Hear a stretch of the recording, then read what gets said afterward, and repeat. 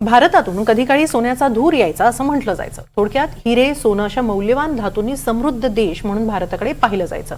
आजही हिरे निर्यातदारांमध्ये भारताचा क्रमांक सर्वात वरचा लागतो। अशा आपल्या भारताला आणखी एक हिरा सध्या चर्चेत आलाय। कोणता आहे तो हिरा आणि आज तो कुठे आहे, त्याची किंमत काय आहे, पाहूया एक ग्लोबल रिपोर्ट।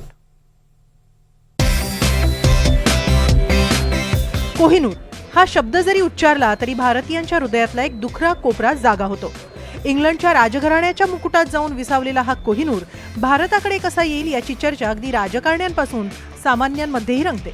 मात्र सध्या एका वेगळ्याच हिऱ्यानं जगाचं लक्ष वेधलंय।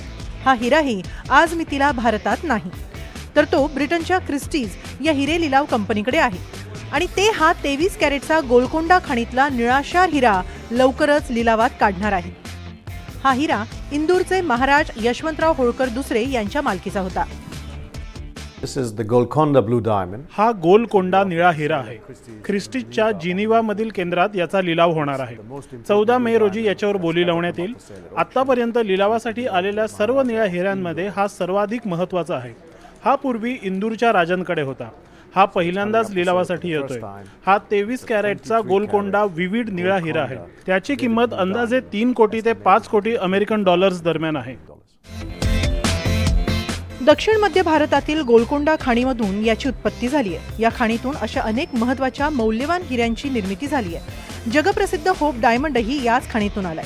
होप डायमंड हा ज्याच्याकडे असेल किंवा ज्याच्या संपर्कात येईल त्याची अधोगती होते अशी एक आख्यायिका सांगितली जाते।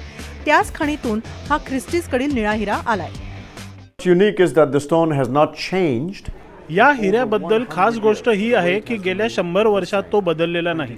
त्याचं वजनही तितकंच आहे, म्हणजे आजही तो 23.24 कॅरेटचा आहे।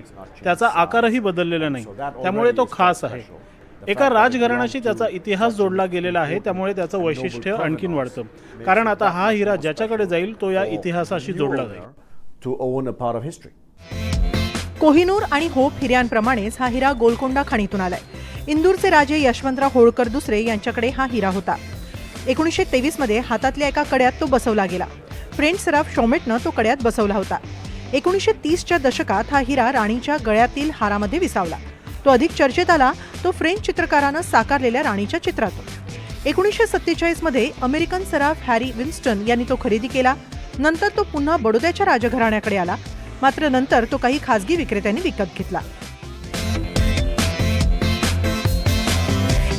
आता 14 मे रोजी होणाऱ्या लिलावाकडे साऱ्या हिरे जगताचं लक्ष असणार आहे। जिनिव्हामध्ये हा लिलाव पार पडणार आहे। खरं म्हणजे बाजारात अनेक निळे हिरे आहेत आणि ते दुर्मिळही आहेत, मात्र एका राजघराण्याशी संबंधित हा हिरा आहे, त्यातही गोलकोंडा खाणीतून आलेला, त्यामुळेच तो अधिक दुर्मिळ आहे आणि असं पुन्हा काही होणं शक्य नाही। म्हणूनच हिरेप्रेमींचं लक्ष या हिऱ्याला किती बोली लागतेय याकडे असणार आहे। Bureau report, NDTV Marathi.